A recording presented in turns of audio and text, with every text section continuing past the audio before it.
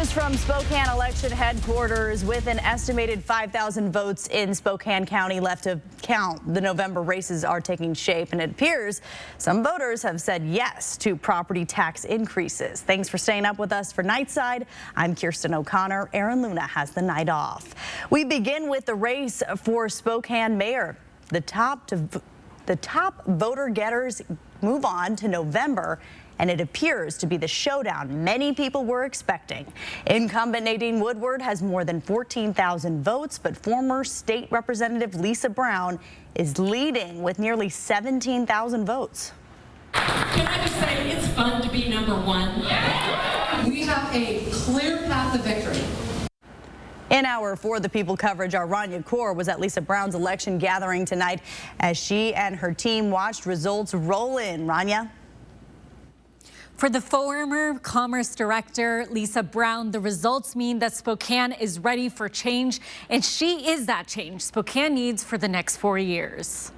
As election results rolled in, Lisa Brown says she expected a lead. And the main thing we keep hearing again and again is that the mayor made campaign promises that she didn't deliver on. So it is time for new leadership. As she addressed her supporters, This mayor should be the woman who can best bring people together and bring resources to get things done. Brown is confident she'll become Spokane's next mayor. The people can ask themselves, is the city better off than it was 4 years ago? The answer is clearly no. It's time for new leadership. Addressing homelessness and housing and capitalizing on Spokane's opportunity for economic development are her top two priorities. Public safety can't be handled without handling homelessness. Though there is one hurdle on her road to November. The biggest challenge is $1 million being spent on negative ads. They're slinging all the mud they can in order to try to confuse voters. Brown's confident a lead in the primaries will lead to victory. I believe the momentum is on our side, and especially as we continue to talk to people and share our plans, I believe I will be our next mayor. Brown says until November, she'll continue to go to neighborhoods, door knock to listen to challenges and opportunities. She says she's hoping to bring those voices into this campaign. In studio, I'm Rania Kaur, 4 News Now. Thank you, Rania. On the other side, current Spokane Mayor Nadine Woodward taking second place in votes tonight, still moving on to November's general election. Our Natalie Grant was with Mayor Woodward as the results rolled in tonight. So, Natalie, what was her reaction? Well, Kirsten, despite trailing Lisa Brown by almost 3,000 votes, Mayor Woodward remained incredibly optimistic at her election night gathering, saying she and the rest of the candidates that she is supporting have a clear path to victory come November. You guys,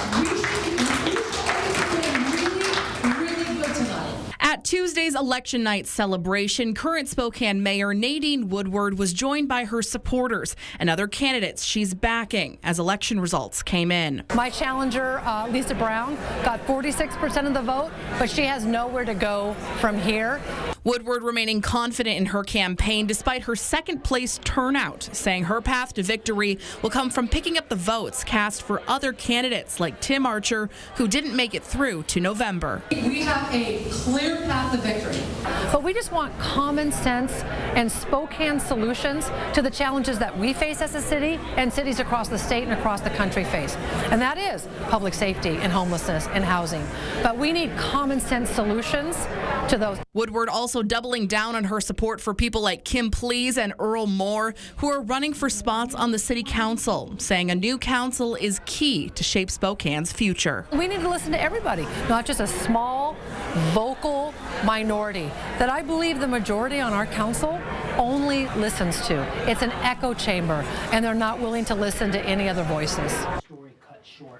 Now, Woodward said that tonight that the job is not done yet, and she does plan to keep campaigning until the November election. Kirsten. Natalie, thank you. The race for Spokane City Council President will be between Betsy Wilkerson and Kim Please. Andy Rathbun conceded the race today. Wilkerson garnered more than 4,000 more votes than Please. I'm counting on the people understanding that experience matters, and that's what I bring to the table. So I'm going to be a lot more collaborative, communicate with the people that live here, and I have a great relationship with our current mayor right now, and so you'll see a lot more collaboration. Right now, Paul Dillon and Katie Randall Treeler are leading in the race for Spokane District number 2, council position number 1. In the Spokane District 3 council position number 1 race, Kitty Klitze is leading the way with more than 4,500 votes, followed by Earl Moore and Christopher Savage. The top 2 in those races move on to the November ballot. We have more election results coming up in just a few minutes during this newscast, and you can also find them right now on KXLY.com.